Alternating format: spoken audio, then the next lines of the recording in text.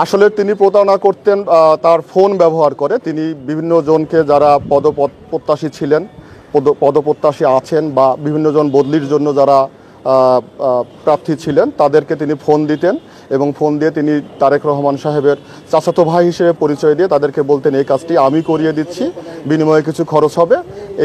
এইভাবে তিনি আসলে প্রতারণা করতেন। তিনি টার্গেট ওয়াইজ আসলে তিনি কাজ করতেন। আপনারা সকলে অবগত আছেন যে শামীম রহমান নামে এক প্রতারক বিএনপির ভারপ্রাপ্ত চেয়ারম্যান জনাব তারেক রহমানের আপন চাচাতো ভাই পরিচয় দিয়ে বিভিন্ন ধরনের প্রতারণা করে আসছিলেন। আমরা এই প্রতারণা যখন আমাদের নলেজে আসে তখন আমরা অনুসন্ধান শুরু করি। এই অনুসন্ধানের প্রেক্ষিতে আজ আমরা সকালবেলা ঢাকার উত্তরা 4 নম্বর সেক্টর থেকে তাকে ধরতে সক্ষম হই এবং অলরেডি তার নামে মামলা রুজু করা হয়েছে। যখন তাকে গ্রেপ্তার করা হয় তার কাছ থেকে প্রায় 10-12টি বিভিন্ন কোম্পানির সিম জব্দ করা হয়। এছাড়াও প্রায় 4টি ডেবিট কার্ড, ক্রেডিট কার্ড তার সাথে ছিল। তিনি বিভিন্ন ব্যাংকের চেক তার কাছে ছিল তার সিগনেচারে জালিয়াতি করার জন্য।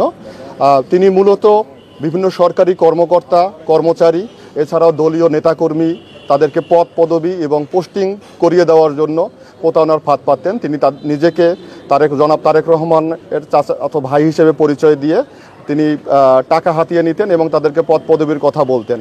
এভাবে তিনি দীর্ঘদিন যাবৎ তিনি তার এই প্রতারণা চালিয়ে আসছিলেন এবং তিনি নিজেকে ব্যারিস্টার বলে পরিচয় দিতেন অনেক সময় এবং নিজেকে ডিআইজির ইকুইভ্যালেন্ট হিসেবে পরিচয় দিতেন তিনি বিভিন্নভাবে। তো আমরা সেই প্রতারককে ধরতে সক্ষম হয়েছি। এই প্রতারণার সাথে আরও কেউ জড়িত আছে কি না আমরা তাদেরকেও তদন্ত সাপেক্ষে গ্রেপ্তারের ব্যবস্থা করব।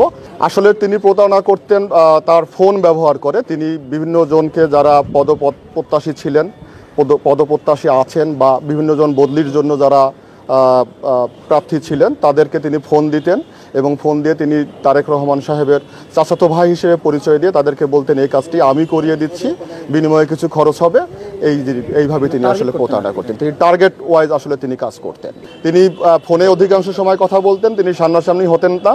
তিনি বিভিন্ন মাধ্যম নিয়ে বিভিন্ন জনকে সামনাসামনি করতেন। তিনি একেবারেই কারো সামনাসামনি কখনো হতে চাইতেন না। যেখানে একেবারে নিরুপায় ছিলেন সেখানে তিনি বিভিন্ন জনের সামনাসামনি হতেন।